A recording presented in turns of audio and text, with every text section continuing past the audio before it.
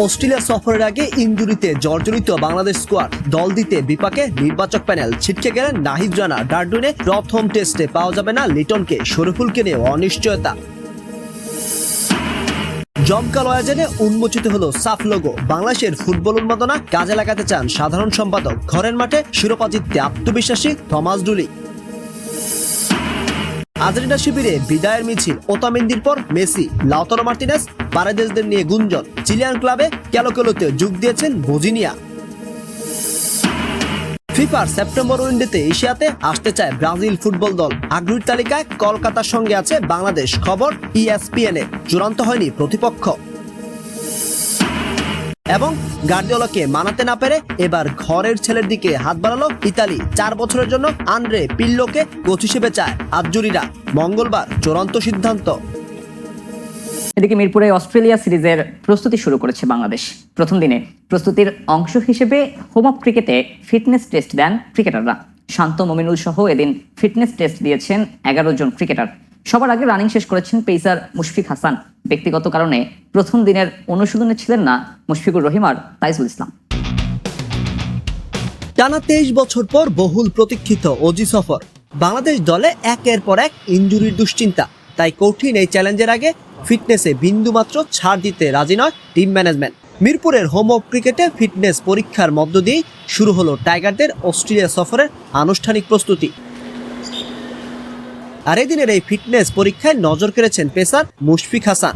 সবাইকে টেক্কা দিয়ে সবার আগে রানিং সেশন সম্পূর্ণ করেন তরুণ এই পেসার। এর আগে মিরপুরের খুব সকালে মিষ্টি রোদে প্রথম দিনে অধিনায়ক শান্ত, নাইম, জয়, হাসান, সাদমান, খালেদ, মুরাদ সহ ফিটনেস টেস্ট দেন জাতীয় দলের 11 ক্রিকেটার।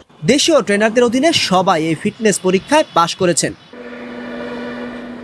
শুরুতে না হলেও পরবর্তীতে এসে আলাদাভাবে নিজের ফিটনেস পরীক্ষা দেন পেসার শরীফুল ইসলাম। তবে ব্যক্তিগত কারণে প্রথম দিনের এই ফিটনেস সেশনে উপস্থিত ছিলেন না অভিজ্ঞ মুশফিকুর রহিম, ছিলেন না স্পিনার তাইজুল ইসলামও। তবে বিসিবির বার্তা পরিষ্কার, অস্ট্রেলিয়া সফরের আগে ফিটনেস পাবে সর্বোচ্চ অগ্রাধিকার। তাই বাকি যারা আছেন সবাইকে দিতে হবে এই ফিটনেস পরীক্ষা। রানিং পর্ব শেষে আবার বাংলাদেশ এ দলের সঙ্গে ফিল্ডিং সেশনে অংশ নেন মাহমুদুল হাসান জয় ও খালেদ আহমেদ সহ বেশ কয়েকজন। কেচিং থেকে শুরু করে গ্রাউন্ড ফিল্ডিং অস্ট্রেলিয়ার কন্ডিশনে নামার আগে এই ডিপার্টমেন্টেও বেশ গুরুত্বপূর্ণ। প্রথম দিনের করা টেস্টের পর এবার পুরোপুরি কন্ডিশনিং ও স্কিল ট্রেনিং এ মনোযোগ দেবে টাইগাররা। ইনজুরি বোঝা মাথায় নিয়ে কঠিন কন্ডিশন সামলে অস্ট্রেলিয়ার মাটিতে ভালো কিছু করার স্বপ্নে বিভোর লাল সবুজের প্রতিনিধিরা। স্বাক্ষর পাল, খেলার খবর। একদিকে বিশ্বকাপ ফাইনাল পুনরায় আয়োজন, অন্যদিকে আর্জেন্টিনাকে বিশ্বকাপ থেকে আজীবনের জন্য নিষিদ্ধ করার দাবিতে চলছে জনমত গঠন। তার মাঝেই সমালোচনার জবাব দিতে সামাজিক যোগাযোগ মাধ্যমে বিবৃতি দিয়েছেন আর্জেন্টিনার প্রেসিডেন্ট ও ফুটবল অ্যাসোসিয়েশন সভাপতি। বিশ্বকাপের পরও বিশ্বজুড়ে আলোচনার কেন্দ্রে আর্জেন্টিনা। হারের পরও পক্ষে বিপক্ষে চলছে জনমত তৈরির চেষ্টা। একদিকে আর্জেন্টিনাকে জোর করে হারিয়ে দেওয়ার অভিযোগে পুনরায় ফাইনাল ম্যাচ আয়োজনের দাবি। সেখানে লক্ষ লক্ষ সমর্থক ভোট দিয়েছেন Change.com-এ। আর টুর্নামেন্ট জুড়ে পক্ষপাতিত্বের সুযোগ পাওয়া এবং ফাইনালের পর ফুটবলারদের আচরণের প্রতিবাদে আর্জেন্টিনাকে আজীবনের জন্য বিশ্বকাপ থেকে বহিষ্কারের দাবিতে ভোট চলছিল argentinaaut.com-এ, যেখানে 23 মিলিয়ন বা 2,30,00,000-এর বেশি মানুষ ভোট দিয়েছে।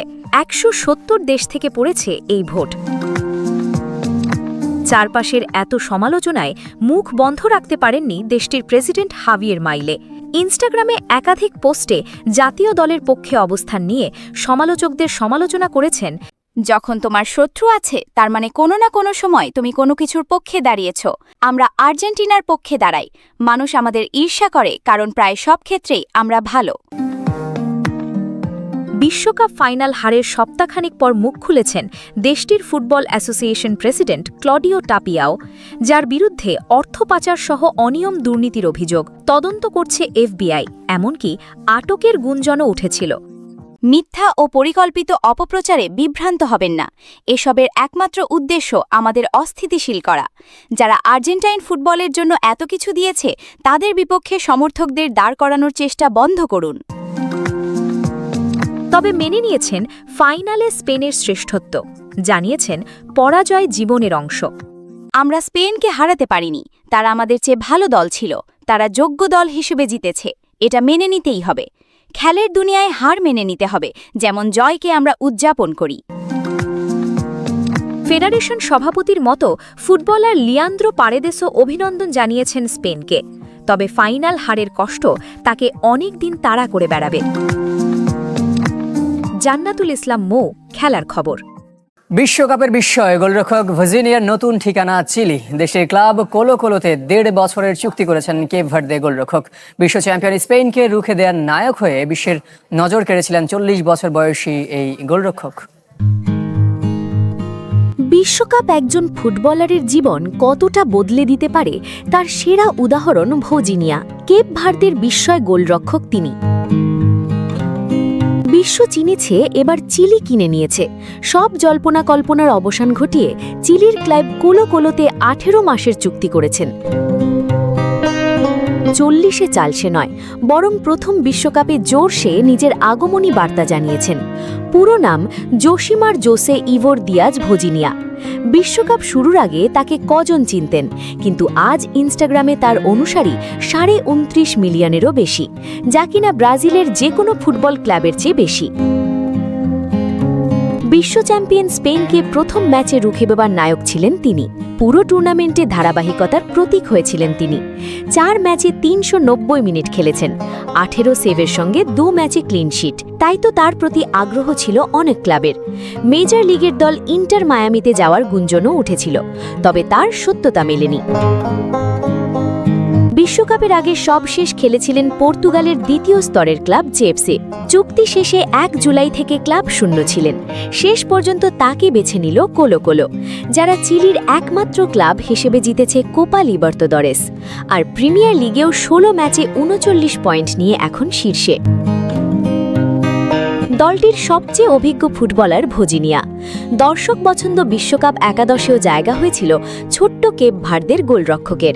বিশ্বকাপে শুধু মাঠের পারফরমেন্সই নয়, মাঠের বাইরে তার মায়ের গল্প, দারিদ্রতার ছোঁয়া, মেসির জার্সি পাওয়া, তাকে ঘিরে আগ্রহ আকর্ষণ অনেক গুণ বাড়িয়েছে। ভার্জিনিয়ার নেতৃত্বে তার দল কেপ ভার্দে বিশ্বকাপে অবিশ্বাস্য এক সফর উপহার দেয়। তবে শেষ পর্যন্ত রাউন্ড অফ 32-তে লিওনেল মেসির আর্জেন্টিনার কাছে অতিরিক্ত সময়ে 3-2 ব্যবধানে হেরে টুর্নামেন্ট থেকে বিদায় নেয় তারা।